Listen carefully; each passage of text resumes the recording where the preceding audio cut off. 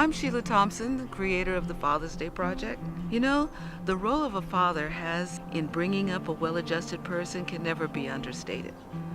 What is a real man? How do you become a real man? For this topic, I reached out to my friend, public speaker, and best-selling author, Gordon Dalbey. And now, I'm really excited here to introduce to you this 10-part video series with Gordon Dalbey and Warwick Marsh. Each video in the series speaks to a specific aspect of being a man and what a boy needs to become a man in order to raise his own children. If the words resonate with you, please share it with others. And thank you.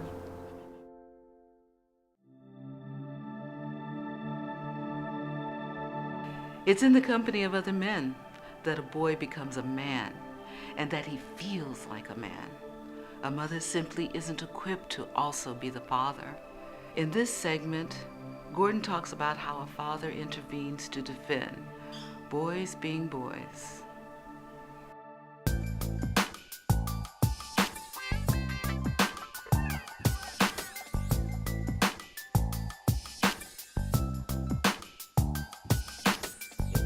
Gordon, it's great to be talking to you today, and you've got a chapter in this book, and it's about cutting the cord, which is about the time when a boy leaves his mother and moves across to manhood and is called out. And of course, many times that doesn't happen in today's society because we've lost our way in that regard. Mothers are very important for children. Mothers are very important for daughters. Mothers are very important for sons. But there's a time, especially for a boy, when he needs to hear his father's voice calling him out. Is that correct? Tell us about this chapter. Absolutely. Well, now you see, in the U.S., I'm not that well versed in Australian figures and culturally here, but in the U.S., almost 50% of boys today are not being raised in a home where their blood father lives. Okay? Biological father, natural father. Right. So I remember reading an article one time where in a lot of gangs in the cities of the U.S., and one of the mothers of a gang member was lamenting, I don't understand, why does my boy go off to be the gang? She says, I don't smoke, I don't drink, I go to church, I'm clean, I keep a nice home for him, I wash his clothes for him, and he goes off the gangs, I don't understand it. And all through this article, all these mothers are commiserating, why? And nobody once says, hello, this is a male child.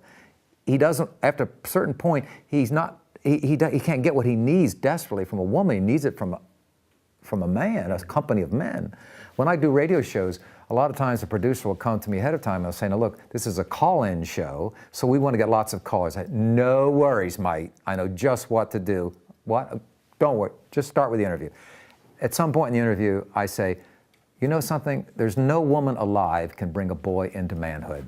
I don't care how godly, cheerful, thrifty, brave, clean, reverent, whatever, no woman can bring a boy into manhood.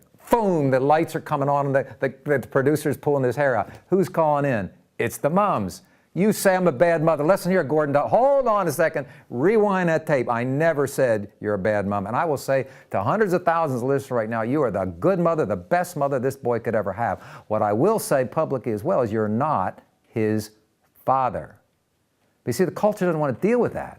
No. They want to sweep that under the carpet, don't absolutely. They want to actually make gender, we're all androgynous, and male and female don't matter. To be a man doesn't matter. To be a woman doesn't matter. But you know something, to children it matters a real lot. Oh, it matters tremendously. There's things that a boy can only get from a man. And women suffer if a boy doesn't get it. That's what they haven't understood in the women's movement, that if a boy doesn't get it from his father, he's not going to be happy around women because he's going to feel inadequate around a woman and he'll be angry at her because she's going to find that out. We've done a lot of studies in this area of fatherlessness, and I think 80% of young men that rape women are fatherless. Yeah. I think 71% I think of young juveniles in jail are fatherlessness, and so there's a terrible fallout when there's not the man to call forth the boy as he's coming of age, 12, 13 years of age. Yeah, and the great temptation is, you know, the model I have, kind of this masculine feminine, it's kind of a dodgy place to be in our culture today, but In the U.S., we have, in our history, we have what we call the wagon trains to settle the western U.S. And they would start out in a straight line, which is a masculine image. We have a goal. We have a place we need to get to, okay? And that's important. But you can't just stay in a straight line, because when nightfall comes, animals come out, the bears, the lions come out, so you need to circle up. And that's a feminine image, where you put new shoes on the horses, you sing songs, you sew up the clothing and stuff, and you get close and you build community and there's relationship. But if you just stay in that circle, you don't get where you're going. That's correct. So at some point in the morning, some dude, you got to get out there and blow the trumpet. Then we go back in the straight line again, back in the circle. So you've got to have that balance.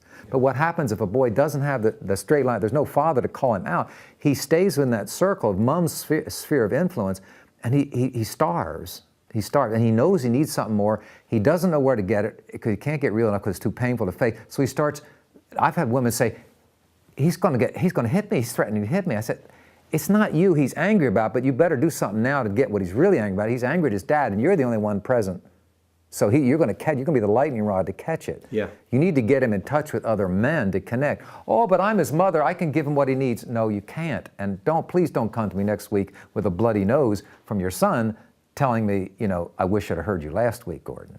Because I'm just being real. That's what I hear from women. I have one woman came to me, her 10-year-old son comes home drunk at night, throws up on the carpet.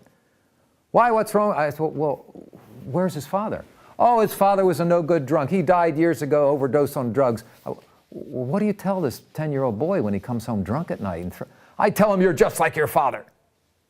What? It's a self-fulfilling prophecy, isn't Exactly. I said, look, that's a male child. He longs to be like his daddy. His daddy is dead. He's not present. He's got nothing visual to connect with. The only thing he's got to connect with his father is what you tell him. You're telling him your daddy was a drunk. The next question of mine is, where's the nearest liquor store? I'm there. I said, you've got to give him something positive about Words his are very powerful, aren't they? Words are very powerful, and they can both bring healing and also great destruction. Absolutely, absolutely. And I tell, well, but you don't know how bad that man was. I don't, but I know Jesus died for that man. There's something good about him, and for your good of if you love your son, you're going to find something good in your memory about that man and tell your son about it to bond with. But you see, it's just so hard. And I know my wife's a wonderful mother with our son.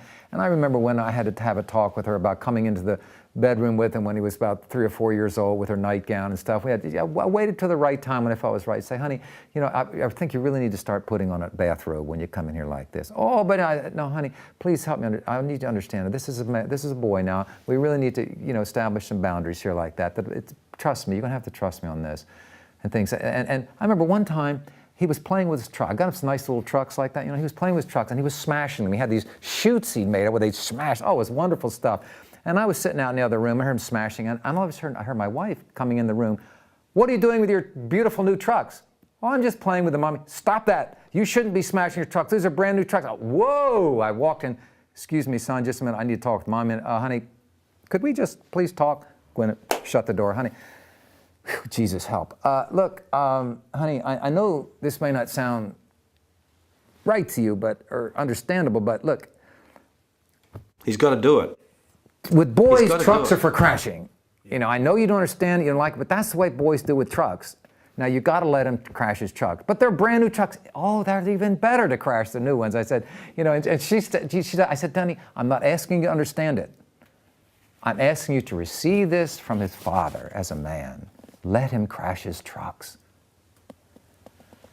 All right, and praise God, she was able to do that, But after he went on crashing his trucks, and I had to get in there, and I had to say, I want you to go in there and crash a truck or do something to show him that you're not judging him for he's being a man. He's being a boy. He's being masculine, crashing his truck, and you've cursed his masculinity like that. John Eldridge, what's his book, Wild at Heart, and of course Robert Bly's book, Iron John. A man is looking for his masculinity, and of course there's an aspect of danger, and there's an aspect of defining it and finding it for himself, and then of course directing that masculinity in a positive and wonderful way. Again, just wrapping this session up here, in a few sentences, how could we put these thoughts together about what we're talking about? Yeah, I think it's essential to catch when I look back on that story about the trucks was, what if I hadn't been there? And the only input he had was from the woman, it's wrong to crash trucks. Translation to a boy, it's wrong to be a boy.